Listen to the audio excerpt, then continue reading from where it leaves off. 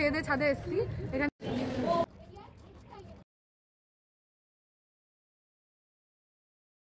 দিনটা ছিল 1 ফেব্রুয়ারি, সরস্বতী পুজোর ঠিক আগের দিন।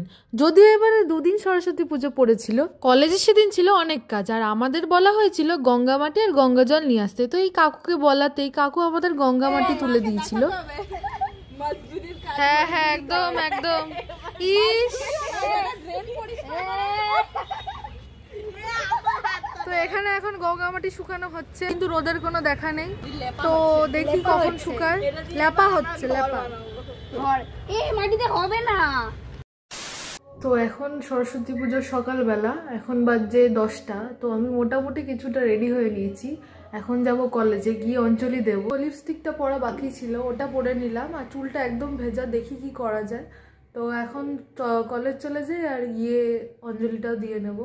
তো আমাদের জুনিয়র আর সিনিয়র দিদিদের হাতে তো কলেজটা খুব ভালো করেই সেজে উঠেছিল।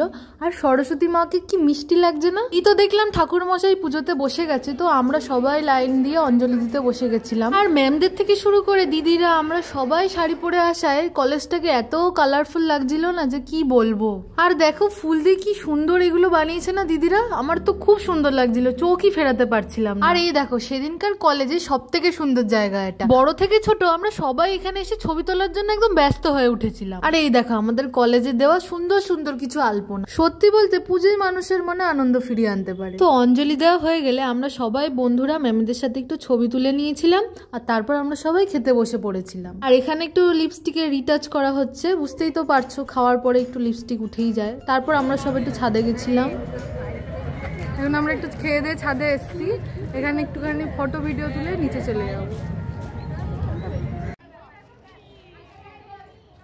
তো সারাদিন বাদে এখন আমি বাড়িতে ঢুকলাম।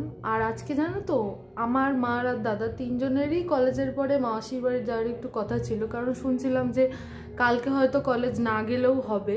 তো এই জন্য আমরা ঠিক করেছিলাম মাসির বাড়ি যাবো, কিন্তু আমার না শরীরটা একদম দিচ্ছে না। তো তাই আমরা বাড়িতে চলে এলাম। তো এখন একটুখানি ফ্রেশ হয়ে বসি, আর তারপর আবার দেখা হচ্ছে। তো এখন ফ্রেশ হয়ে একটু বসলাম। আসলে একভাবে শাড়ি পরে থাকা তো অভ্যাস নেই, তাই আজকে একটুখানি মানে টায়ার্ডই হয়ে গেছিলাম। তো এই এখন একটু বসেছি, রিল্যাক্স লাগছে, খুব ভালো লাগছে। আর আজকে আমরা লাঞ্চটা না কলেজেই সেরেছি।